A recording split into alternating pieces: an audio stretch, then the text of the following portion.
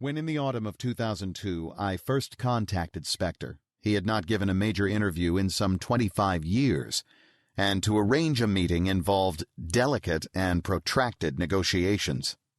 Letters were dispatched back and forth. Michelle Blaine, Spector's personal assistant, and the daughter of Hal Blaine, the drummer who had played on all of Spector's greatest hits through the 60s, happened to be passing through London, and we met for tea at a Mayfair hotel. She was fiercely protective of her employer. What exactly would be the thrust of the interview? Was I familiar with Mr. Spector's records? How familiar? What had I read about Mr. Spector? I would be aware that there had been a great deal of misreporting about Mr. Spector's life and affairs. Gossip, scandal, talk of guns, of craziness, all of it exaggeration, myth, and lies. Mr. Spector would not countenance any interview that proceeded along those lines. A week later I was informed that Spector had agreed to talk. My elation was immediately tempered by a deep foreboding that the interview would almost certainly never happen. It was almost to be expected, then, that I should be told on my arrival in Los Angeles that our meeting had been postponed. I sat in my room, awaiting the call that I was now convinced would never come. And then the telephone rang. A car, I was informed, would be collecting me from my hotel at noon.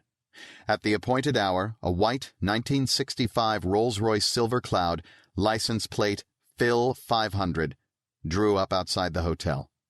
A uniformed chauffeur held open the door. Encased in leather and walnut and hidden behind black curtains, a car that could tell stories, we turned onto the Hollywood freeway, keeling slightly like some stately ocean liner, and headed east. After some 30 minutes we turned off the freeway, following the signs for Alhambra, a nondescript, working-class neighborhood of strip malls and scrubby bungalows. The road wound upwards, and further upwards still, ending at last at a set of high wrought-iron gates posted with "Keep Out" signs. The chauffeur stepped out to open them, drove through, and pulled to a halt at the bottom of a flight of stone steps, the gates closing behind us. "Mr. Spector," he said, "likes people to walk up."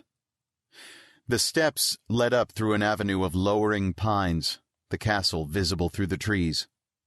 It was up these same steps that just a few weeks later, in the early hours of Monday, February 3rd, 2003, Spector would stagger with Lana Clarkson, a sometime actress and model whom Spector had met just 2 hours earlier in a Hollywood nightclub. According to the testimony given to the police by Spector's chauffeur, Adriano de Souza, the same chauffeur who had driven me from my hotel, Spector was apparently inebriated, and Lana Clarkson was, like, grabbing his arm and shoulder and helping him up the stairs. Now, as I climbed, I had the distinct sense that I was being watched, although I might have been imagining this. Michelle Blaine was waiting for me at the top. She led me through the front door into a cavernous hallway, wood-paneled and red-carpeted. Later, I would try to bring the details of this hall to mind to match it with the account of the affidavit filed by Detective Mark Lilienfield of the Los Angeles Sheriff's Department, reporting the scene that he and other officers had found there in the early hours of February 3rd. Your affiant saw the victim slumped in a chair in the foyer of the home. She was wearing a black nylon slip dress, black nylons, and black shoes. A leopard print purse with a black strap was slung over her right shoulder, with the purse hanging down on her right side by her right arm.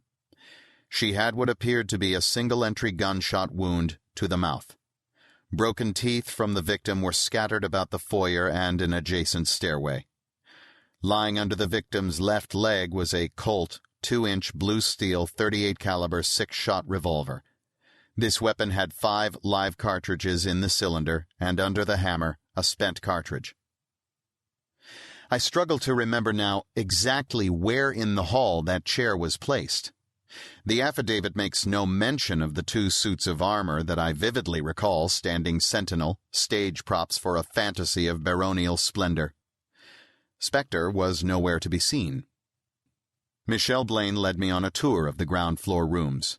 In the music room there was hi-fi equipment, and a guitar that had once belonged to John Lennon resting on a stand like a museum exhibit.